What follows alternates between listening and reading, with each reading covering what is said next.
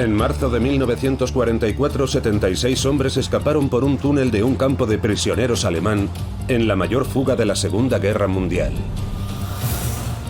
Su misión, provocar el caos en el corazón de la nación alemana. Cada uno de aquellos hombres sabía que arriesgaba su vida. A lo largo de 3 episodios utilizaremos la reconstrucción dramática, testimonios de expertos. La Gran Evasión fue un acto de guerra. Y fotografías y documentos nunca vistos. Tengo aquí una carta en clave, escrita por mi padre. Para contar la emocionante y verdadera historia llena de ingenio. Los documentos falsificados tenían que tener un aspecto realista. Valor. Si esto se derrumba sobre mí, estoy muerto. Y atrocidad. Fueron demasiado lejos. Violencia física, amenazas de muerte.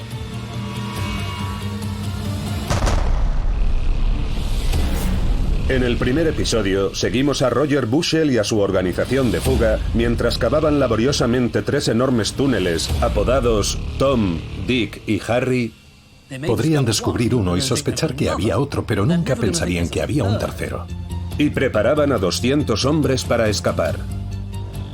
El plan era impresionante en su ambición y magnitud. Pero cuando faltaban solo unos días para su terminación, Tom fue lamentablemente descubierto por los guardias. En este episodio se reanuda la excavación y comienza la cuenta atrás de los últimos y angustiosos días y horas hasta la Gran Evasión. Debió ser algo fantástico, sobre todo para aquellos jóvenes que no habían estado en el túnel. Esta es la historia verdadera de una de las fugas más audaces de la Segunda Guerra Mundial. Esta es la Gran Evasión. La Gran Evasión, la historia verdadera.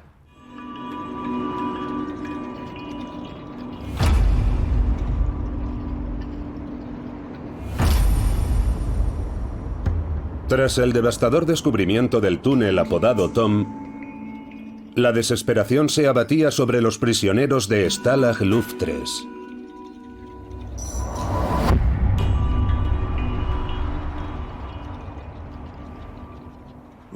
Roger Bushell, al igual que todos los prisioneros, reaccionó mal ante el descubrimiento de Tom.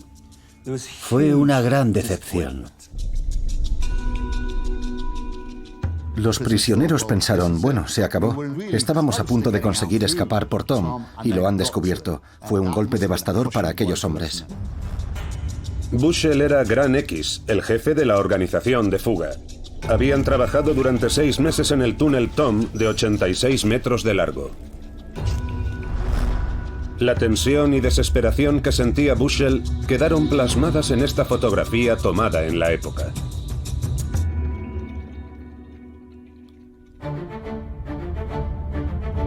Todo lo contrario al espíritu que reinaba entre los alemanes que hicieron el descubrimiento.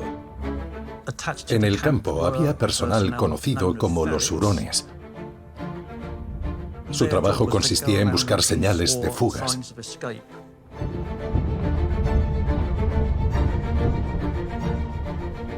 Uno de los hurones era conocido como Rubberneck, cuello de goma, porque tenía el cuello largo y lo metía por todas partes. Estaba feliz cuando descubrieron el túnel. Una foto muy famosa es la de Rubberneck sacando la cabeza por la trampilla, con una sonrisa inané. Los alemanes ahora tenían que destruir de alguna manera el enorme y robusto túnel. Colocaron explosivos a lo largo de todo el túnel. Y la verdad es que se entusiasmaron más de la cuenta. Lo sobrecargaron tanto que cuando lo explotaron,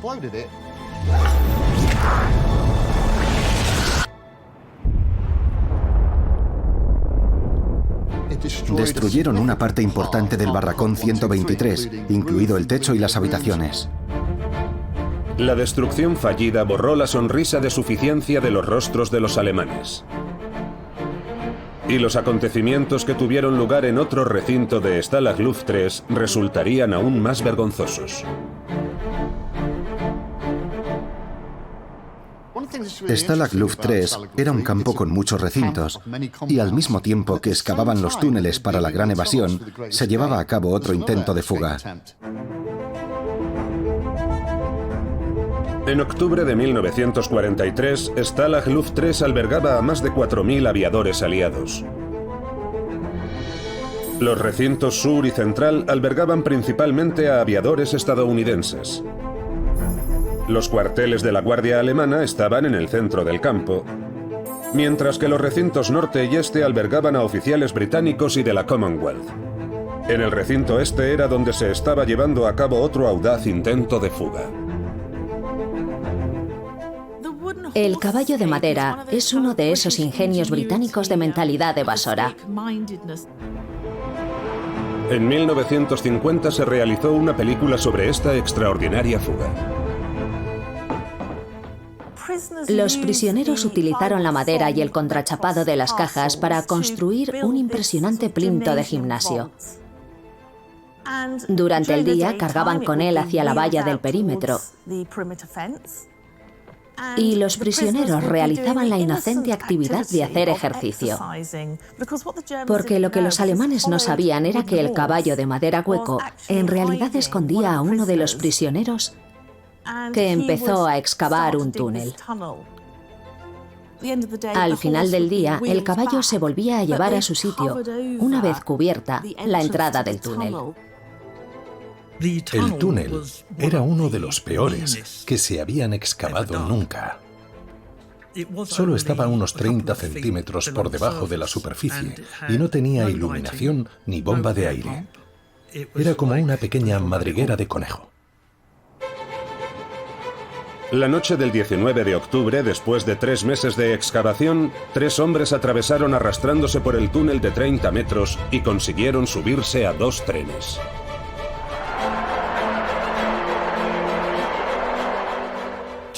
Dos de ellos fueron a Szczecin y el otro a Danzig. Y los 3 lograron subir a bordo de 2 barcos y llegar a Suecia. En enero, los prisioneros finalmente se enteraron de que los 3 habían llegado a casa. La noticia recorrió todo el campo. Y aquello no dejaba en buen lugar a Roger Bushell, porque hasta la fecha era el único gran X que no había logrado llevar a un hombre a casa. Y creo que eso fue lo que le espoleó para reabrir el túnel Harry.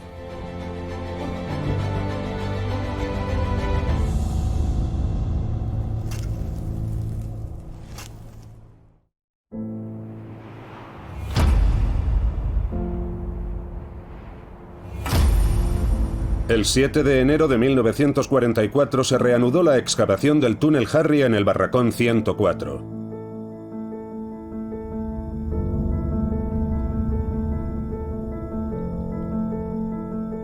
Los trabajos se habían suspendido 4 meses antes para concentrar todos los esfuerzos en Tom.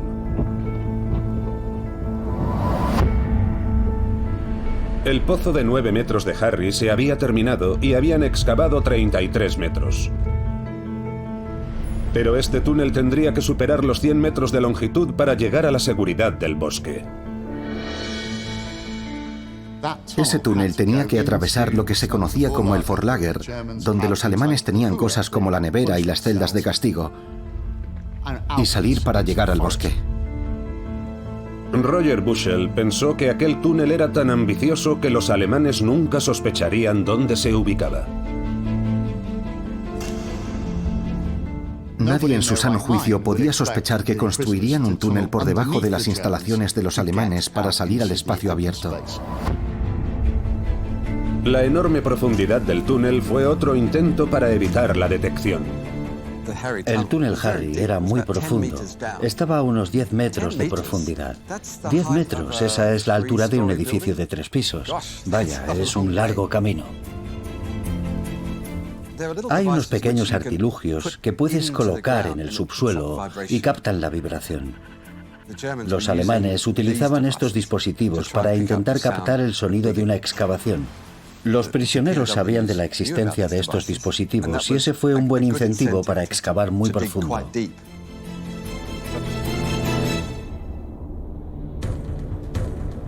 Pero Roger Bushell y los evasores tuvieron un golpe de suerte.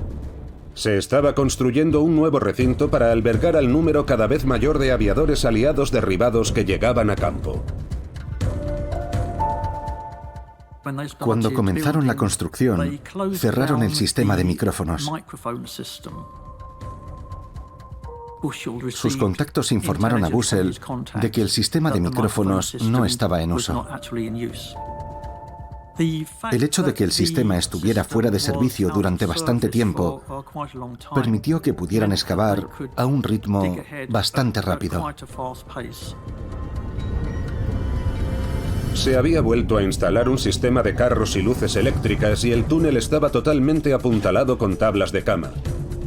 Pero seguía siendo increíblemente peligroso para los excavadores. Así que podías morir aplastado por 9 metros de arena mientras excavabas, o también podías morir quemado si se producía un incendio en el túnel. Y a los alemanes también les gustaba conducir por los campos en camiones muy pesados para derrumbar cualquier túnel que pudiera estar en marcha. Cada vez que oían un estruendo pensaban, me ha tocado. Y había frecuentes derrumbes.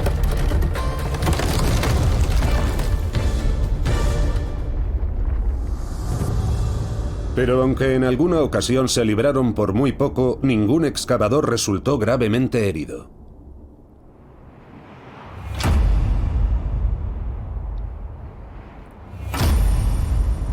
Después de 7 semanas de excavación, Harry rebasó la alambrada.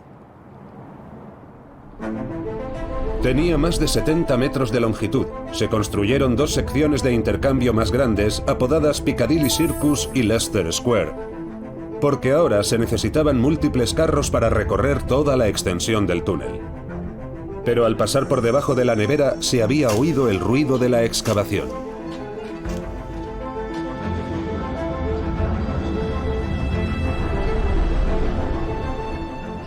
Los alemanes estaban completamente seguros de que se estaba excavando un túnel.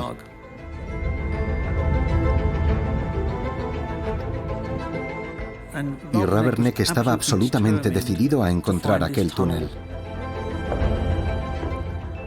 A veces, él y sus hurones elegían un barracón y hacían estragos. Sacaban a todos los prisioneros y pasaban 2 o 3 horas revisando el barracón de arriba abajo. Fue un gran alivio cuando se enteraron de que Ruberneck se marchaba 2 semanas de permiso. Con la principal amenaza eliminada, todo parecía indicar que ahora Roger Bushell podría llevar a cabo su espectacular fuga.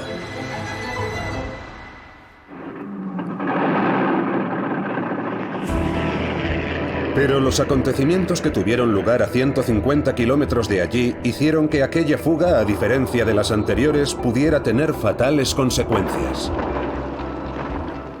La batalla de Berlín fue una campaña sistemática para destruir la ciudad. Hubo 16 incursiones de la RAF que destruyeron enormes secciones de la ciudad. Una cuarta parte de Berlín quedó reducida a escombros. Cerca de medio millón de personas se quedaron sin hogar y murieron 45.000 berlineses. Aumentaba la preocupación por la seguridad interna. Con la llegada masiva de bombarderos, se perdieron también muchos aviadores aliados, y eso aumentó la presión en los campos de prisioneros de guerra y generó un mayor número de fugas. Al alto mando alemán le preocupaba que, si los prisioneros de guerra se escapaban dentro de Alemania, pudieran formar grupos de resistencia que iniciaran actos de sabotaje. Para disuadir las fugas, Himmler, el jefe de las SS, tomó medidas drásticas. El decreto Bala fue una orden secreta emitida directamente por Himmler para que los prisioneros de guerra que escaparan, si se les capturaba de nuevo, fueran ejecutados. Y aquello contravenía directamente la Convención de Ginebra. Inicialmente, el decreto Bala no se aplicaba a soldados británicos y estadounidenses. Pero en Stalag Luft 3 había checos, polacos, franceses, que no estaban excluidos de la orden de ejecutar a los prisioneros fugados. Así que antes de la fuga se produce un verdadero cambio en el interior del aparato de seguridad de la Alemania nazi. Y Lindeiner y su personal superior son conscientes de la gravedad de la medida. Lindeiner, el comandante del campo, sospechaba que se estaba planeando una fuga y se dio cuenta de que los prisioneros de guerra podrían estar en peligro de muerte. Bushel fue informado formal e informalmente de que escapar no era una buena idea. Y de hecho una fuga masiva era una pésima idea. A Bushel no le faltaba imaginación. Había visto de primera mano cómo se las gastaban la Gestapo y las SS. Debía tener una idea bastante clara de que las cosas eran potencialmente peligrosas. La razón por la que Bushel ignoró las advertencias, y el oficial superior británico también, es que pensaron que habían llegado demasiado lejos con la fuga y no era el momento de claudicar. También pudieron pensar que los alemanes iban de farol, pero hubo un exceso de arrogancia por parte de Bushel. Y era su gran momento, era la gran evasión de Roger Bushel. Pero Bushel no era el único hombre decidido a escapar. Eran hombres enormemente valientes. Podían haber resistido a la guerra en un campamento con suministros de la Cruz Roja, con relativa seguridad y protección, pero 200 de ellos eligieron intentar escapar y cada uno de ellos sabía que arriesgaba su vida. Tom Kirby Green había sido prisionero de guerra durante más de 2 años. Mi padre sabía que era arriesgado, pero era un hombre que había volado en 33 misiones de bombardeo antes de ser derribado. Así que sabía que la vida era arriesgada, pero amaba tanto la vida. Debió ser muy difícil para mi padre estar en cautividad, probablemente como para cualquiera. Sin embargo, creo que la planificación de aquella fuga debió ayudar a todos ellos enormemente, dándoles esperanzas.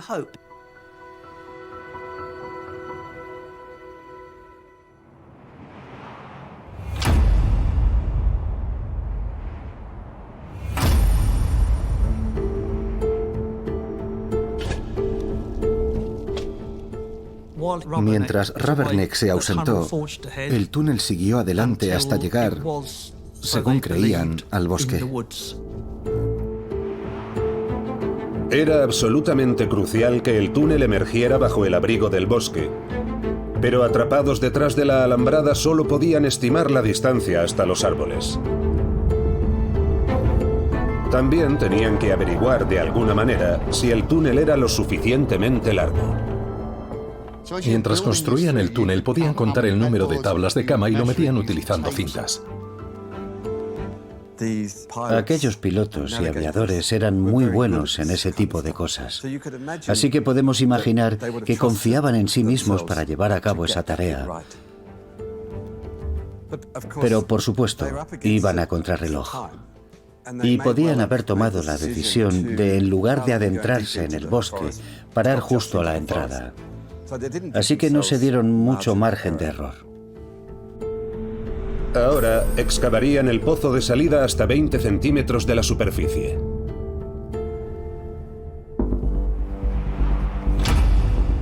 El 15 de marzo el túnel estaba listo para la evasión.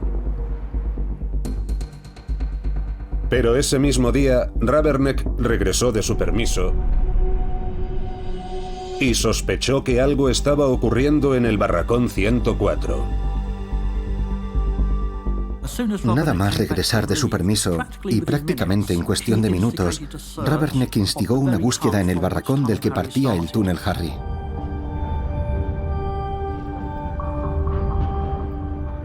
Y durante varios días, sus búsquedas fueron cada vez más intensas. Durante una de las búsquedas, el jefe de cartografía, Desmond Plunkett, dejó un cuaderno sobre su cama que contenía todas las rutas de escape planeadas. Su descubrimiento habría puesto fin a la gran evasión. Pero un compañero de habitación, fingiendo una enfermedad, consiguió sacarlo a escondidas en el último momento. Las incesantes búsquedas de los hurones convencieron a Bushell de que la fuga debía proseguir lo antes posible. Una vez excavado el túnel a la distancia adecuada, no podían arriesgarse a dejarlo ahí y esperar que los alemanes no lo descubrieran. Estaban en una fase en la que no podían darle más de una semana, porque no sabían si un pequeño desliz haría que los alemanes lo descubrieran y todo se fuera al garete.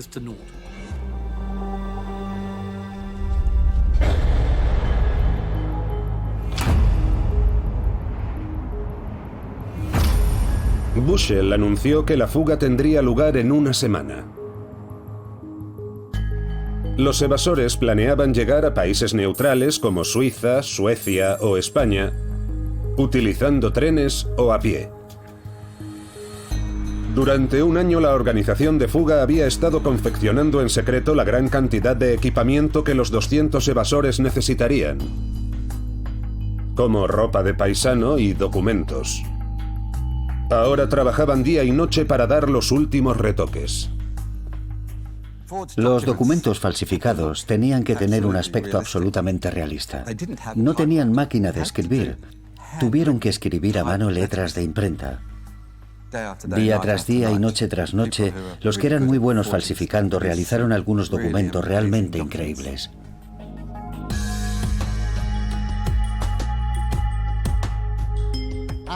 A medida que se acercaba la noche de la gran evasión, la tensión aumentó increíblemente. Los hombres se aseguraron de que todo el kit de fuga estuviera listo, alimentos ricos en proteínas, mapas, brújulas, y especialmente asegurándose de que todos los documentos estaban fechados y sellados debidamente. Aquello era fundamental. La noche de la fuga había que asegurarse de que los billetes y todo lo demás estuviese al día.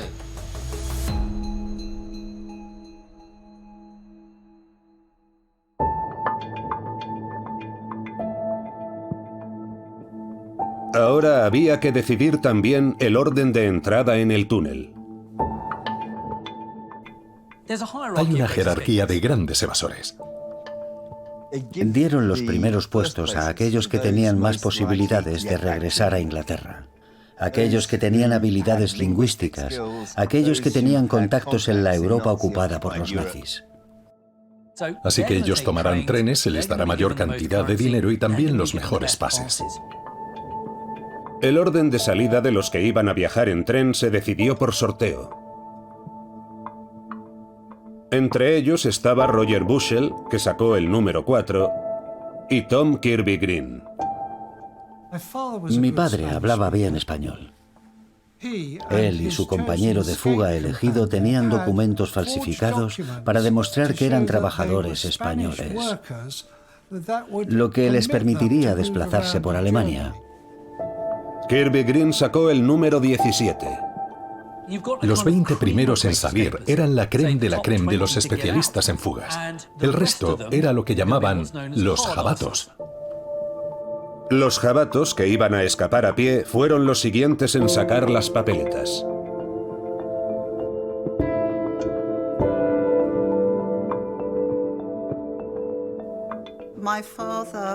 Mi padre era lo que llamaban un jabato, lo que significaba que tenía que abrirse camino por su cuenta.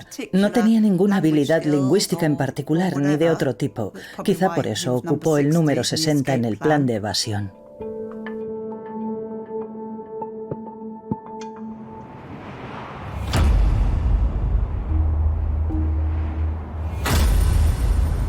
En la mañana elegida para la fuga, los prisioneros se despertaron y descubrieron que había caído una fuerte nevada durante la noche.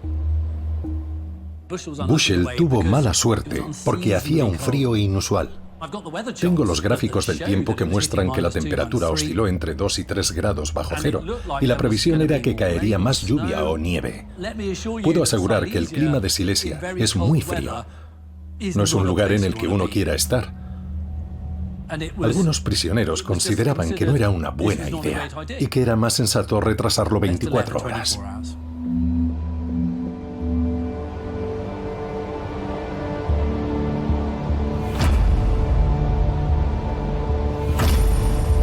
Al día siguiente el clima había mejorado ligeramente.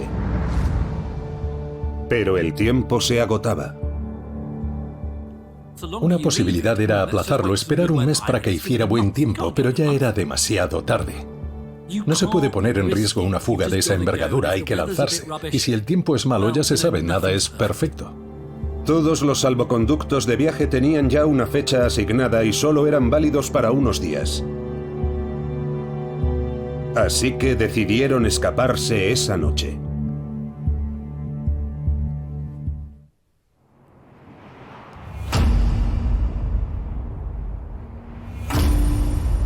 El día de la fuga, los 200 prisioneros se despidieron de los amigos que se quedaban atrás. Creo que muchos de ellos sabían que aquello no iba a ser un camino de rosas. Algunos de ellos dieron instrucciones a los amigos que se quedaban en Stalag Luft 3 sobre lo que debían hacer en caso de que les sobreviniera la muerte.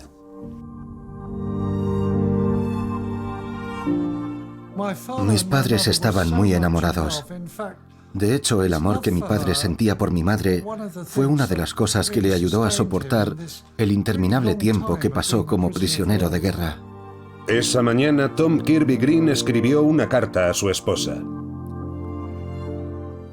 Mi amada y adorada mujer, espero que estés bien, y Colin también.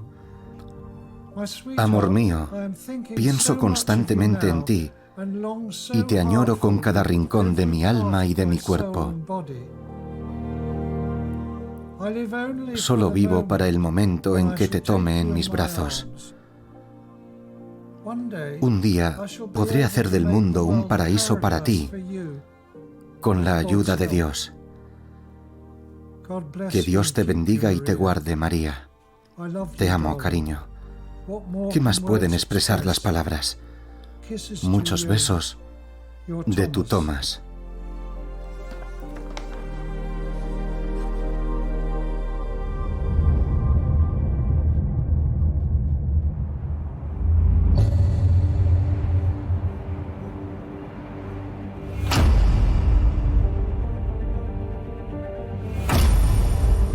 Después del pase de lista de las 5 de la tarde, los 200 evasores recibieron la instrucción de dirigirse en secreto al barracón 104.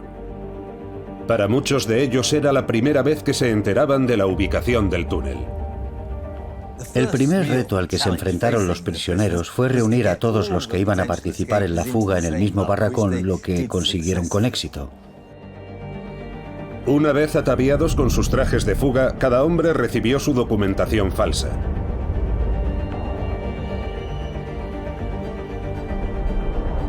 También se les suministraron raciones de comida que incluían frutos secos y tortas de avena especialmente preparadas. A las 8:45 de la noche, cuando el campo estaba sumido en la oscuridad, Bushell ordenó la apertura del túnel.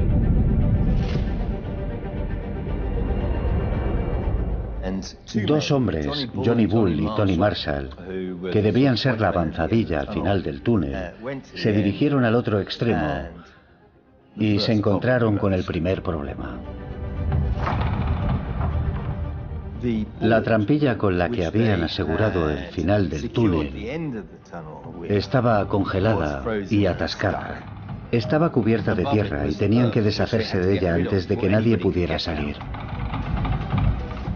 No podían golpearla con mucha fuerza por miedo a hacer demasiado ruido. Eran militares y sabían que cuando uno inicia una operación, el plan original se puede torcer desde el minuto 1. Y eso fue lo que sucedió en la gran evasión con creces. Aquello retrasó mucho la operación. Bushell estaba impaciente por iniciar la fuga, así que había mucha tensión. Uno de los evasores dijo, dentro del barracón la tensión era insoportable, casi peor que antes de entrar en combate.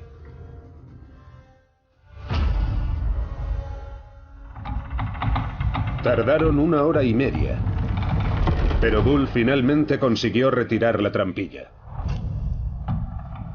Ahora ya podían abrirse paso.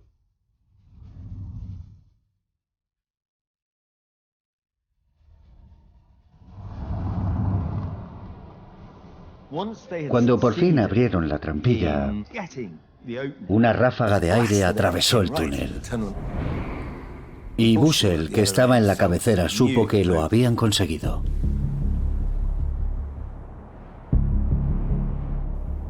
Bull asomó la cabeza y se dio cuenta de que el túnel no llegaba hasta el bosque. Tenían que evaluar hasta qué punto era un problema para los evasores no haber llegado al bosque y tener que salir al descubierto. Porque a solo 15 metros de distancia, aunque estuviera apuntando hacia el campamento, había una torre de vigilancia. Lo único que hacía falta era que el centinela que vigilaba al otro lado de la alambrada se fijara en aquel agujero en el suelo del que salía una nube de aliento condensado de los que estaban dentro.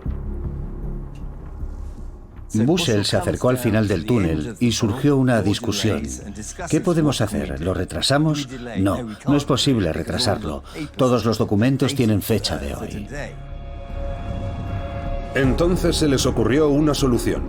El primer hombre salió del túnel y cruzó por campo abierto hasta el bosque tirando de una cuerda. Oculto tras una valla de observación construida por los hurones, ahora podía vigilar a los guardias del perímetro y tirar de la cuerda cuando el camino estuviera despejado. Era un momento de enorme tensión. Había que esperar a que tirara de la cuerda para que el siguiente hombre saliera y corriera hacia el bosque. Era todo un desafío, porque tenían que vigilar muy de cerca lo que ocurría en las torres de los boches.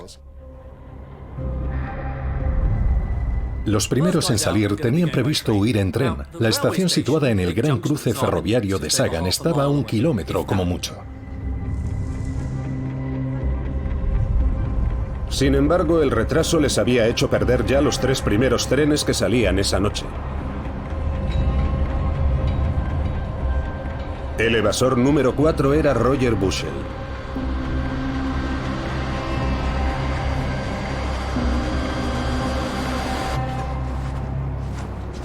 Una vez a salvo en el exterior, se apresuró a atravesar el bosque desesperado por alcanzar el tren de las 11.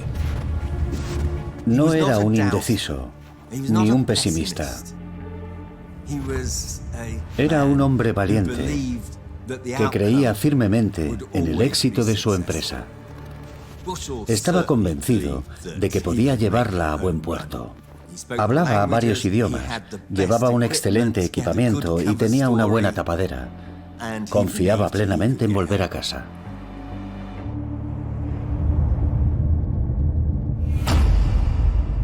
«196 prisioneros quedaban todavía por recorrer el túnel de 102 metros.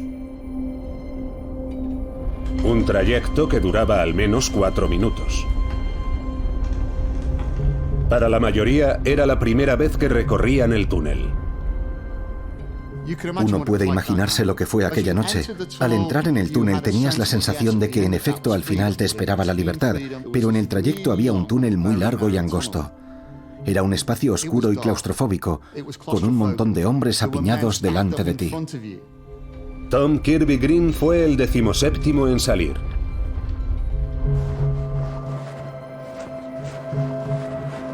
En el momento en que cruzaba hacia el bosque, una sirena comenzó a sonar alrededor del campo de prisioneros.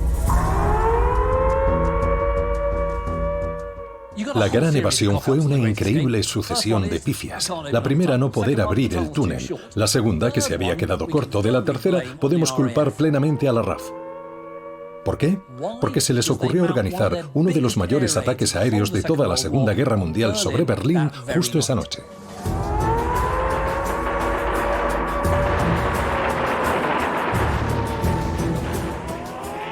Los aliados enviaron una flota de más de 800 aviones a atacar Berlín, pero unas condiciones de viento muy desfavorables los desviaron un poco hacia el sur. Como consecuencia, Sagan sufrió un apagón y el campo se quedó a oscuras, y de ese modo la luz eléctrica en el túnel se fue.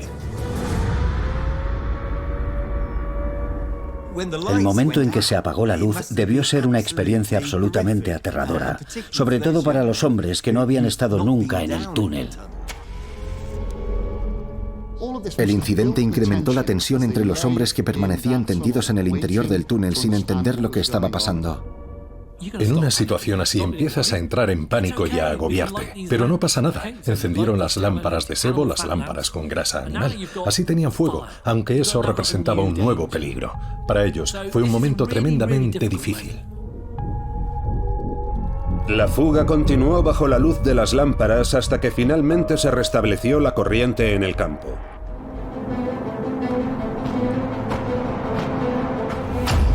A la 1:20 de la madrugada, habían logrado salir 47 hombres.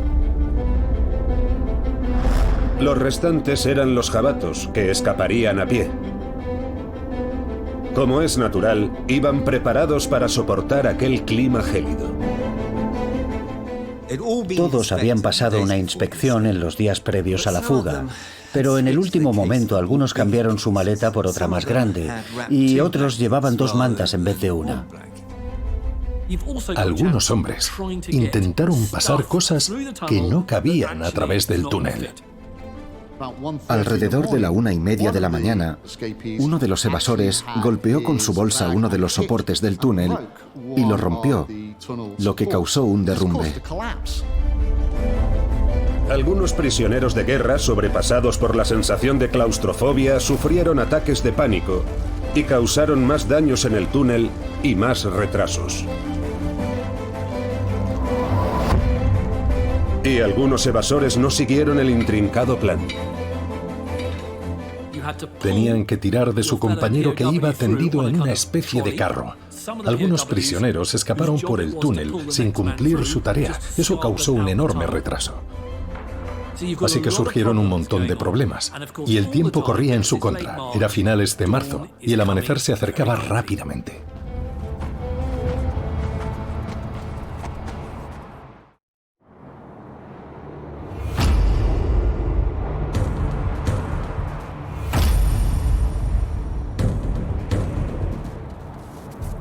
Cerca del amanecer, 70 fugitivos habían conseguido salir del túnel y estaban en plena huida.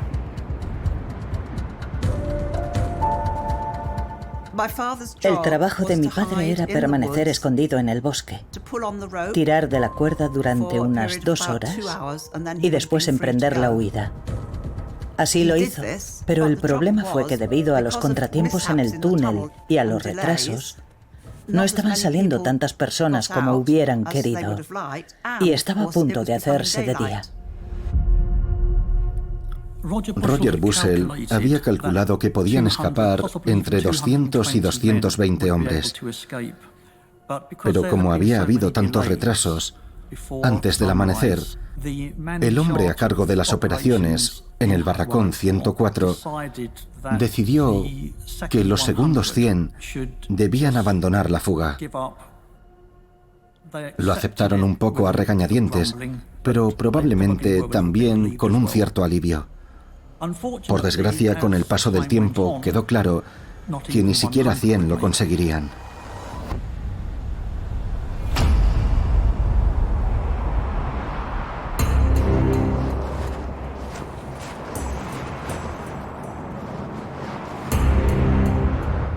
Estaba a punto de amanecer y un guardia que recorría el perímetro entre la alambrada y el bosque, de pronto, se dio cuenta de que algo pasaba.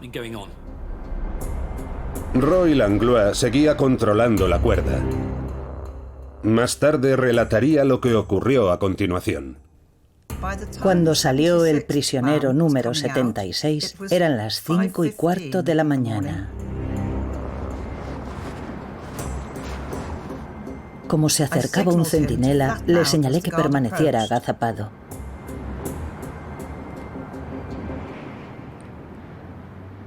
El centinela se fijó en el rastro de nieve dejado por los cuerpos que se arrastraban y dirigió su mirada hacia la salida del túnel. Se dio cuenta de que había una abertura. Lo primero que hizo fue disparar un tiro de advertencia al aire. Otro prisionero que había en el bosque pensó que le apuntaban a él y gritó que no disparara.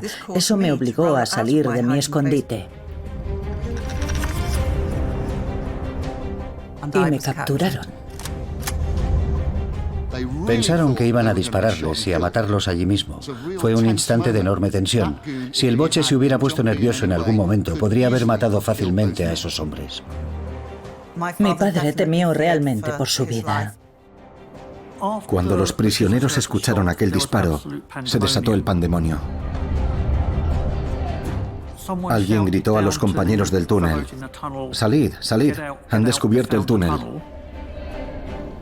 Ken Reese, el último hombre en regresar al barracón, intentó tumbar el túnel a patadas, pero no se derrumbó. En el barracón 104 reinaba el caos.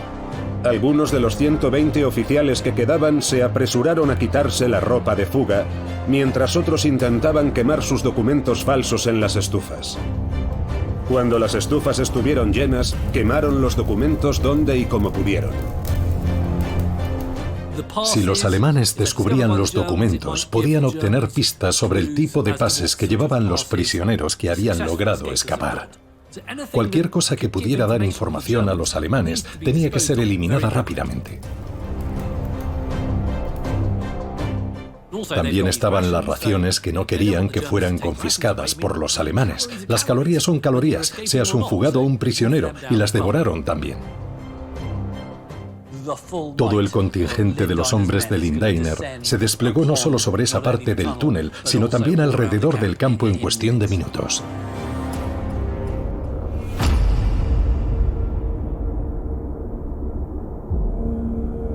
Un hurón fue enviado a la salida del túnel, pero los alemanes tardaron más de 1 hora en identificar el barracón 104 como el punto de origen de la evasión. Poco después, el comandante irrumpió en el barracón acompañado de un grupo de guardias armados con ametralladoras.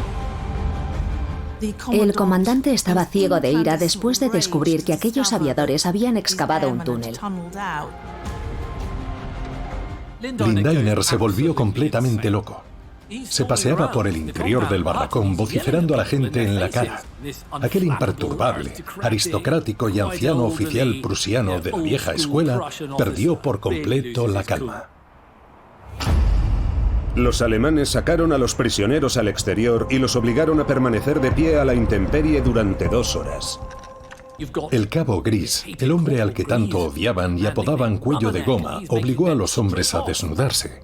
En mitad de aquel frío, sin motivo alguno en realidad, pero se palpaba la rabia y el deseo de venganza. Muchos de los prisioneros estaban realmente asustados. Cuando tienes a hombres armados gritándote, no sabes con certeza si se les van a cruzar los cables y te van a matar. No lo sabes. De los 80 hombres que habían escapado del túnel, 4 ya habían sido capturados cerca de la salida, incluido Roy Langlois. Inmediatamente después de capturarle, le llevaron a la nevera, lo que todo el mundo conocía como la nevera, y creo que estuvo encerrado allí durante bastante tiempo.